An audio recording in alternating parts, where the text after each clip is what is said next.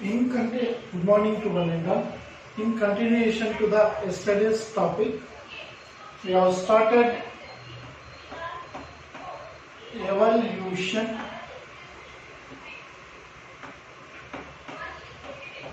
So in this evolution topic,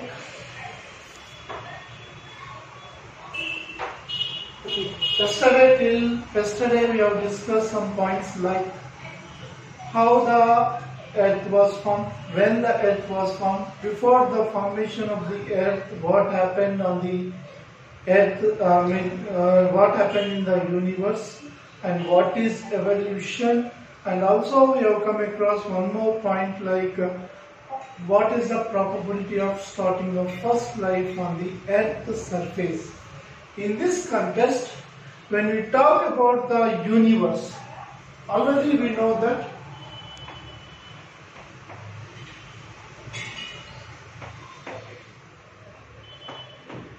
universe approximately formed 20 billion years ago. or billion years ago. When the universe was formed by a theory called Big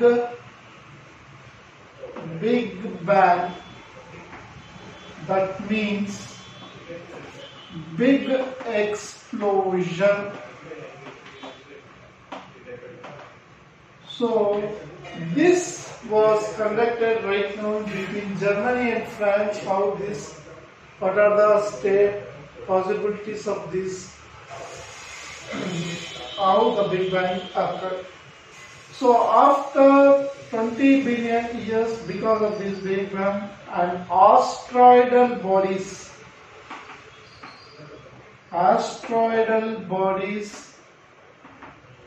they are one of the biggest asteroidal body formed the planet Earth. And that is approximately from now, planet Earth was formed 4.5 billion years ago. Once the planet Earth was formed, after that is first living organism probably formed 4 billion years ago, or the time gap between the formation of the earth to the formation of living organisms approximately took 0.5 billion years ago. So this is what we have completed till yesterday. Now when you come on to the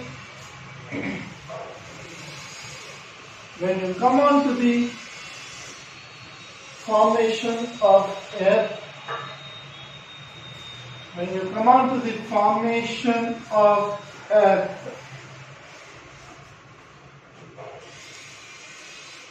now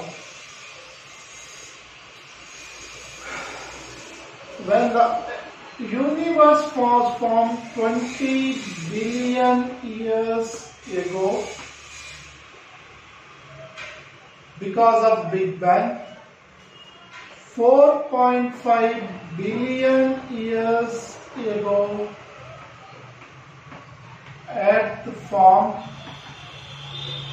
and it took 0.5 billion years to form the life on living organism. First living organism, that is 4 billion years ago, living organisms were formed. This is the scenario we have come across. Now we will try to understand in brief how this phenomenal change or the change in the no living organism or no earth planet on the earth to how it formed on the earth. When you come on to this particular phenomenon, so when earth was formed, it was like a burning ball. Earth was formed, it was just like a burning ball. Means high temperature existed. High temperature existed. No atmosphere was present. No atmosphere was present. And no water was present. No water was present. And conditions are not favorable to form life. So these are the disadvantages for no life formation. But at this time, because of this continuous reaction, it is just having a high temperature, that is between 4000 degrees to 600 degrees centigrade. The temperature probably existed on the Earth's surface was approximately between 4000 degrees centigrade to 600 degrees centigrade, or even lesser, but not the temperature we are having now. So at that time we have certain gases like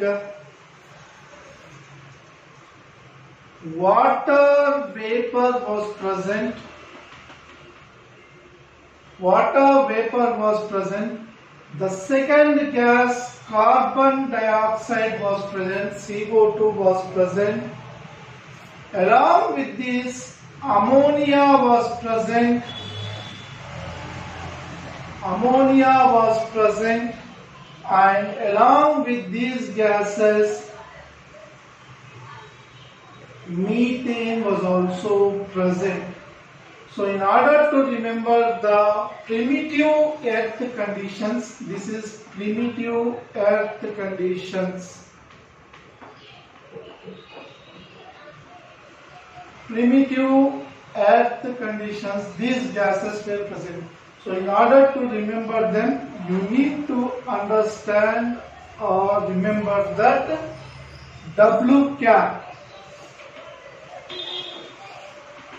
So remember this code word for the future examinations, because in the NEET there was what are the above gases which were not present during the Earth primitive conditions.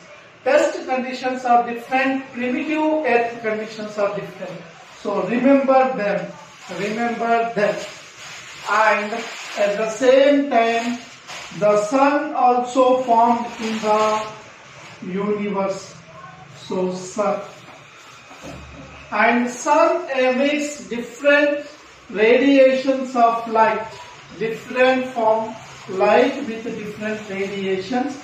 So in that, you know, the light consists of LIGHT, light means light consists of different radiations and different forms of light.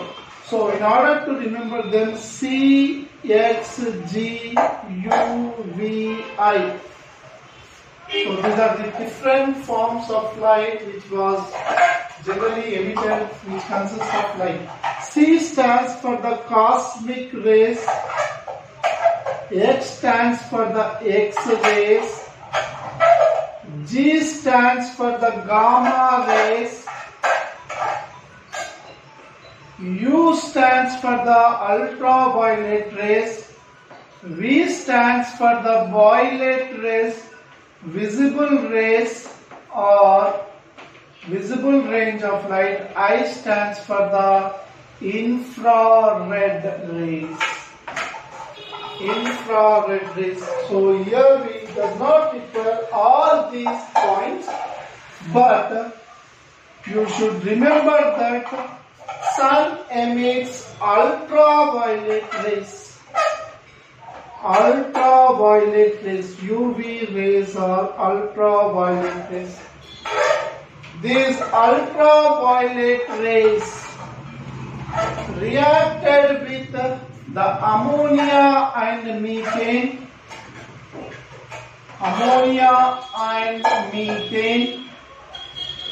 and water vapor which is present in the environment because of high temperature conditions. Water vapor where it is nothing but the vapor form of H2O or water. This water splitted, that is photolysis of water or disintegration of water. Water splitted into H2 plus O2. So here technically we are not chemistry point of view, we are just not thinking, but we think that water will be splitted into water molecule, that is 2H2 or O2 or H2 plus or O2, anything, but we are not going to the chemical equilibrium, but try to understand that water can be splitted or splitting of water can be done, and the resultant end reactive products of water is H plus 2H2 ion as well as the O2. So here the O2 reacted in the presence of O2 UV rays with ammonia and methane to form the ozone layer, and hydrogen has entered into the atmosphere, and later in the earth conditions along with these gases, that is water vapor, carbon dioxide, ammonia and methane, water was in the form of hydrogen and O2 were also added to the environment, and later this resultant led to the formation of a atmosphere. The resultant led to the formation of atmosphere. This atmosphere later formed the conditions because of the thunder reactions. So please take a snapshot of this, and again we will start with the next part. Waiting for a few seconds.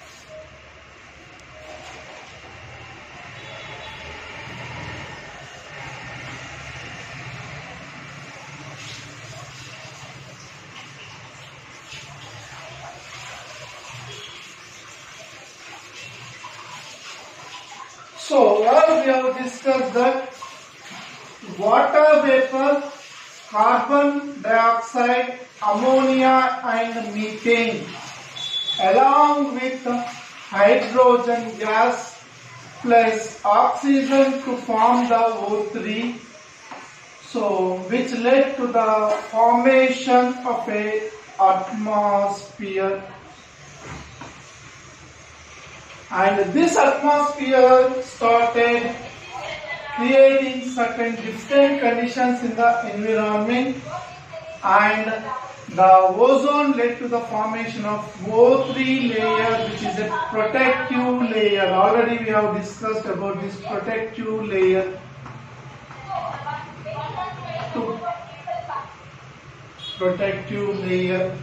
At the same time, the conditions like water vapor, hydrogen, ammonia and methane, these gases which are present in the environment undergone the reactions. Because of these continuous reactions, the temperature cooled down and they started forming. Because of these internal reactions, the clouds would have formed. So these clouds, which led to the cooling down, cooling effect, This cooling effect led to the formation of thunderstorms, including the rainfall. As a result of these interactions, so there was a continuous rainfall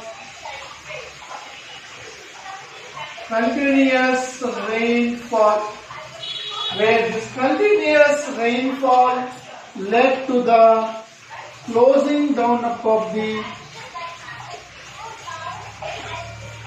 steep or underlying lands, and these underlying lands converted into seas or oceans or ponds or lakes.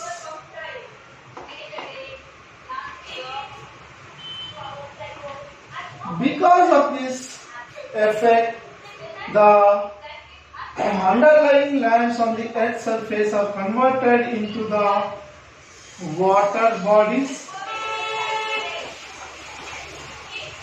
and these water bodies reacting continuously with thunderstorms led to a chemical action or chemical reaction which led to the formation of non-living matter, which is the chemical basis for life, which led to the formation of chemical basis for life. Because of these chemical reactions, you can see that the first probable life originated approximately between 3.8 billion to 3.2 billion, and it was considered as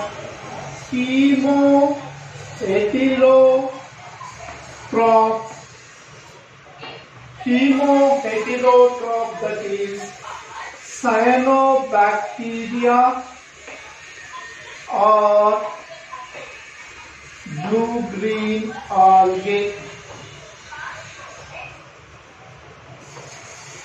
Scientists consider or evolutionists consider the cyanobacteria or purple sulfur bacteria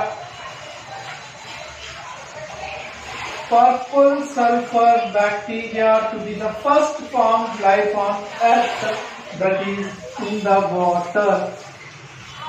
So the soup which led to the formation of the life form was considered by the early biologists as prebiotic soup. So the prebiotic soup is the origin for the formation of life. So in order to understand very clear the concept, we need to go with certain theories which are best explain the formation of the life on Earth after the formation of the Earth.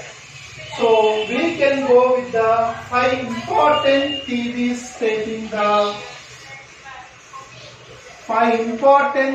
stating this particular phenomenon. So in that first one, the theories explaining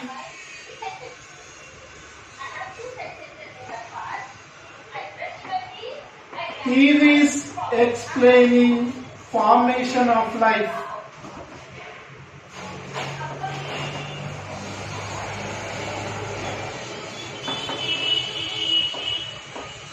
So the theories which are explaining the formation of life are 5. The first one is panspermia theory. The second theory is abiogenesis theory. The third one is biogenesis theory. Fourth one is spontaneous generation theory. And the fifth and most important is organic evolution theory. So first when we try to understand the panspermia theory. So here one or more than one can be combined. When you talk about the panspermia theory was proposed by Aristotle. Who is Aristotle?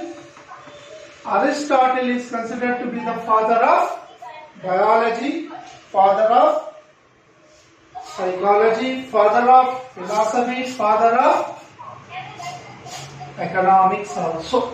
So we come across Aristotle. Aristotle is the first one who has propounded the theory, that is early Greek thinkers. So in your book we have that early Greek thinkers has proposed this theory, or it is also accepted by many exobiologists. Exobiology is a science, is a branch of biology which says that the life is not occurred on the earth surfaces by chance, but it is by universal dispersal, or many tried to prove, but the first one was Aristotle who has propounded this theory. According to this theory, panspermia, spermia means spore, pan means not belong to, or away from, and. So according to this theory, the sperms or the spores which originated away from the earth surface came onto the earth surface and the life started. But this theory was not proved because of no evidential proofs. This was not proved. But still today, many exobiologists or the astronauts will think of this theory. And the second one theory is called as abiogenesis theory, means life originated from the non-living matter, life from non-living things. Life from non-living things. The theory supports that abiogenesis theory, and some proved that the RNA or DNA or proteins led to some reactions and formed the life. So life formed from the non-living chemical components. Biogenesis, living material or living and dead material. Living material give rise to living material. And spontaneous generation was put forward by Thales, Anaximander, Plato and von Helmont. So in the spontaneous generation theory, irrespective of the conditions, life forms from the pre-existing life, whether it is dead or live, continuously. And the last one is organic evolution theory. In this organic evolution theory, it was put forward by Oparin and Haldane.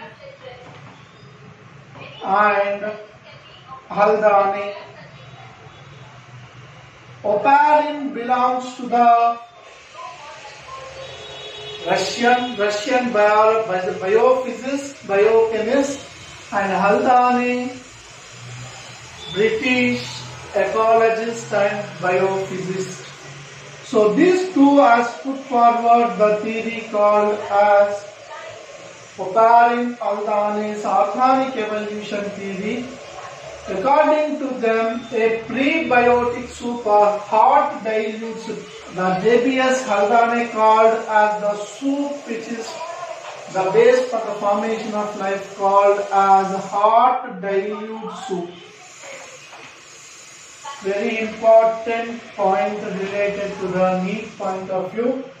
Haldane's hot dilute soup, or this is also called as prebiotic soup. Prebiotic soup.